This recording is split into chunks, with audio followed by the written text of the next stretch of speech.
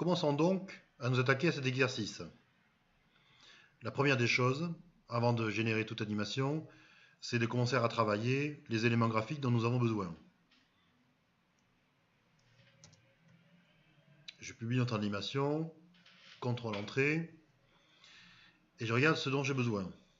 Alors, des nuages, un soleil avec des rayons parfois, des vagues qui vont s'animer en boucle, un bateau animé aussi, et ensuite du texte avec un arrière-plan.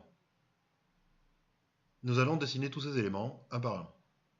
Commençons par les vagues qui sont les plus compliquées.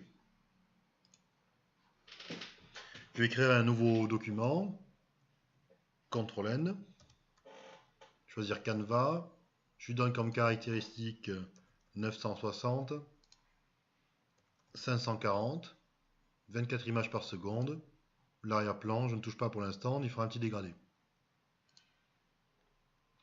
Voici ma page. Scénario vide, je vais faire arrière-plan. L'arrière-plan, nous allons y ajouter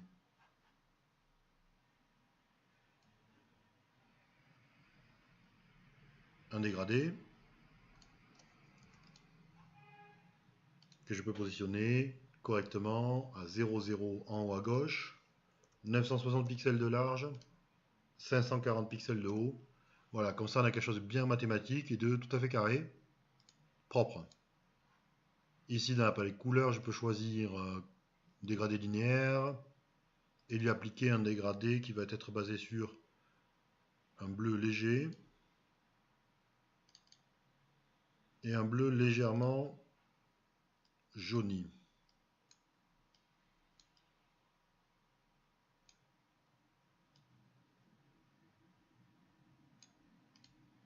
Voilà. Ici, je peux utiliser donc mon dégradé, mon outil de transformation du dégradé pour modifier ce dégradé. J'appuie sur la touche Maj pour contraindre le mouvement et je repositionne mon dégradé pour voir ce qui va ressembler à un ciel. Voici.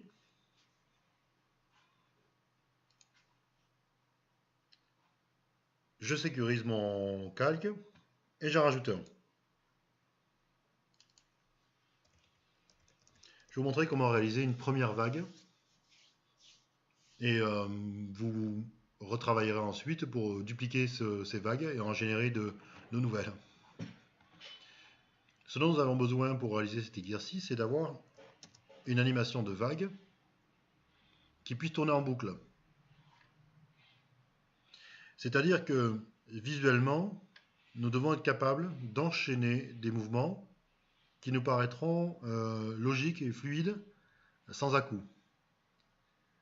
C'est un petit truc en fait d'animation qui fait nous allons générer une boucle à l'intérieur d'une animation et une boucle dont le début va correspondre à la fin pour donner l'illusion que l'animation dure est perpétuelle et dure en permanence, alors qu'en fait nous n'aurons que quelques éléments graphiques qui feront 2 ou 3 000 pixels, mais qui donneront une illusion d'infinité. Voici comment faire ça. Je vais dessiner ici un rectangle. Alors un rectangle, je vais choisir un bleu clair.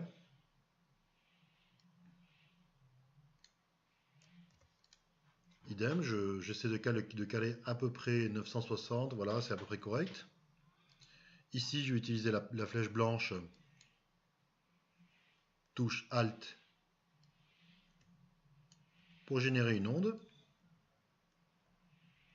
Pardon, touche Alt. Je vais générer une onde ici. Toujours la touche Alt, enfoncer. Voilà, j'ai une onde relativement simple que je vais ensuite dupliquer. Une chose est importante pour vous aider, c'est vérifier que le point qui est ici, les deux points qui sont là, sont à peu près au même niveau, sont même carrément au même niveau. C'est pour ça que j'ai dessiné un rectangle au départ, comme ça je suis sûr que les points sont au même niveau. Je peux ensuite ici dupliquer. Pour dupliquer, j'appuie sur Maj pour contraindre le mouvement vers la droite et Alt pour dupliquer l'élément. Vous voyez que lorsque je m'approche d'un magnétisme, j'ai un cadre visuel qui m'est proposé pour m'aider. Un trait blanc qui apparaît. Nous l'avons en bas et nous l'avons là verticalement. Donc là, ça veut dire que mes deux éléments sont parfaitement coordonnés et je vais pouvoir lâcher. Hop, et voilà, ils ont été dupliqués. La courbe n'est pas parfaite et ça va être l'un des problèmes que nous allons devoir régler. CTRL, je dézoome, je repositionne. Je vais refaire la même chose. J'appuie sur Alt, Maj, hop, c'est calé. Maintenant, nous allons retravailler un petit peu la courbe. Je sélectionne la flèche blanche.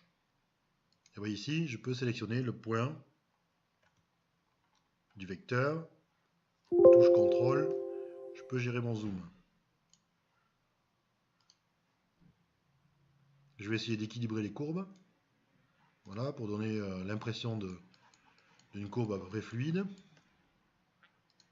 La même chose ici.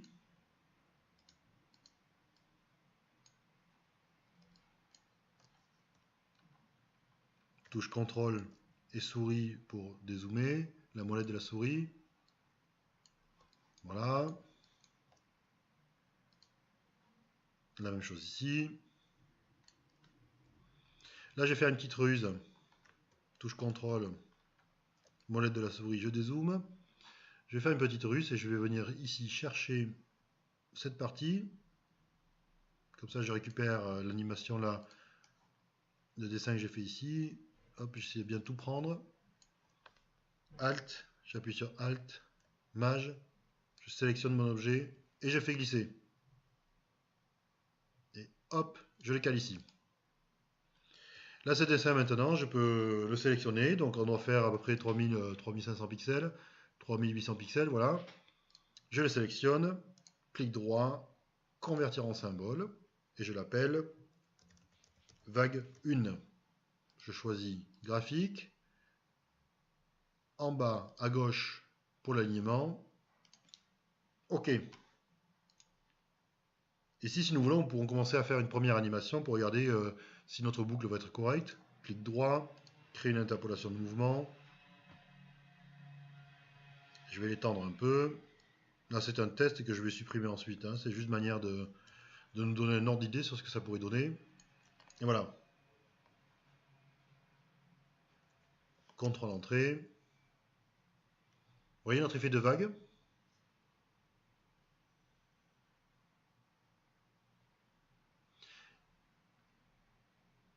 On a effectivement là maintenant une vague qui tourne en boucle avec l'illusion d'un mouvement infini. C'était ce que nous recherchions et c'est parfait. Je supprime les images qui sont là. C'était juste une manière de test.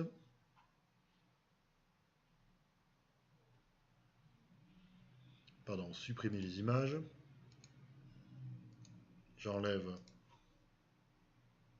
le mouvement. Cette vague-là, donc,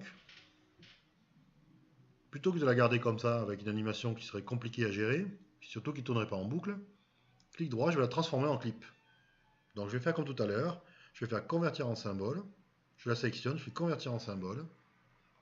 Je choisis Movie Clip et je l'appelle vague 1 MC. Calé en bas à gauche à nouveau. Je peux maintenant double-cliquer pour rentrer à l'intérieur. Vous voyez, je suis là. Et générer mon animation ici. Donc je vais refaire la même chose. Clic droit, créer une interpolation de mouvement. Je vais étendre à plusieurs images parce que je voudrais que le mouvement soit relativement lent. Donc je vais étendre par exemple à 500 images. Et à la 500e image, hop, je génère mon animation. Pardon. Si j'appuie sur Entrée, on voit le mouvement faire des vagues qui vont simuler cet effet d'onde.